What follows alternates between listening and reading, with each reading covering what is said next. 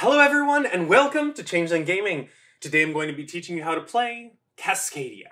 Cascadia is a level 1 pick-up and play family variant game designed by Randy Flynn and published by Flatout Games for 1 to 4 players that takes on average 45 minutes to an hour and 15 minutes to play.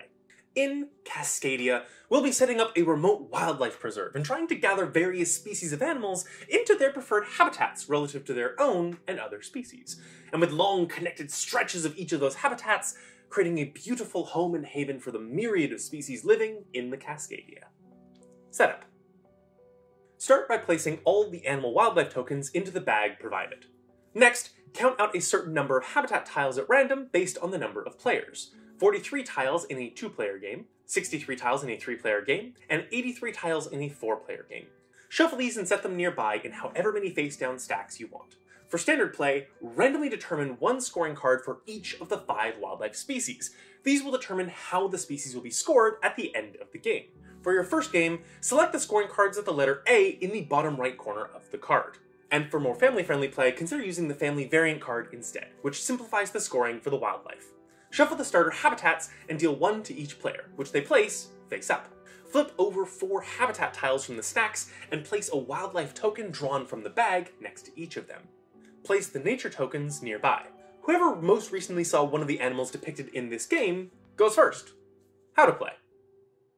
On a player's turn, they will select a pairing of habitat tile and wildlife token. They must place that habitat tile such that one of the sides aligns with one of the sides from their current environment. Generally, it is best to match the habitats on the tile to habitats in the player's environment, because players will be earned points based on the largest matching collection of each terrain type. Once a tile has been placed, it cannot be moved. They may then place the wildlife token into their environment, though it must be placed on a tile that has the matching wildlife symbol. So if placing this red-tailed hawk, it can be put either here or here, but the other tiles do not have a hawk symbol. Each tile can only have 1 wildlife token. The placement of these tokens will usually be determined by the scoring cards drawn during setup, as this outlines which collections of wildlife will be worth points at the end of the game. If a wildlife token is placed on a habitat that has a white acorn and arrow, that token has been placed on a keystone tile, and the player receives a nature token for doing so.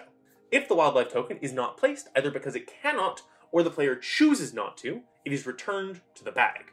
Nature tokens can be spent in a couple of different ways. They can be used to select any habitat tile and wildlife token, not necessarily a predetermined pairing. A nature token can also be spent to set aside any number of wildlife tokens and replace them with tokens from the bag. A player can spend as many nature tokens as they want on their turn.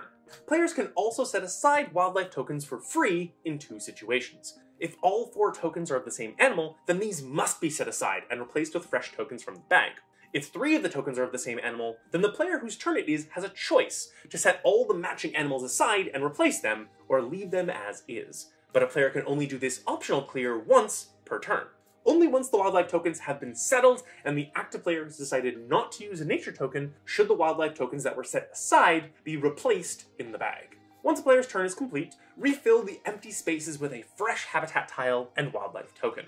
Then play proceeds clockwise and continues until it is impossible to refill the spaces left by a player's selection.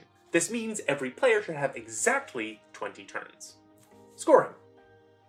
Pull out the score pad and tally the values line by line for each player, beginning with the wildlife and the patterns set out by their scoring cards. There are short descriptions at the bottom of each card alongside the visualization, and there are clarifications on the definitions of the wildlife scoring cards on page 11 of the rulebook if these descriptions aren't clear enough. Once the wildlife scoring is complete, it's time to score the habitats. Mountains, forests, prairies, wetlands, and rivers. Find the largest collection of each within your environment that are all connected, and count up the number of tiles that are included in that collection. Score that many points, but remember that it is only for the single largest collection of each type. Bonus points are awarded to whoever has the largest collection of each habitat. In a 2-player game, the winner for each habitat gains 2 points, and on a tie, both players get 1 point. In a 3 or 4-player game, the winner for each habitat gets 3 points, and the player with the second largest habitat gets 1 point. Though if players tie for first, they all get 2 points, and if players tie for second, they get no points. Finally, each player gains 1 point for every unused nature token. Add all the scores together, and whoever has the highest total is the winner. Ties are broken by whoever has more nature tokens, and a true tie is awarded if they still match. So go out and cultivate your very own fragment of Cascadia, drawing in wildlife of all types to thrive in their preferred habitats, stretching in long corridors of natural beauty that take your breath away. Be sure to support your local game stores. For us, that is Board Game To Go, who offer over 2,000 games for rental within the Toronto area and many games for purchase. If you're curious about this game, check out the link in the description. If you have any questions about the game, feel free to pose them in the comments below, or take a look to see if someone else has already answered it down there, and be sure to thank them if they have. If you want to learn more about what our ranking system means, check out this video here. And if you want to learn how to play more games, check out our playlist here. And remember, keep changing, keep gaming, have fun.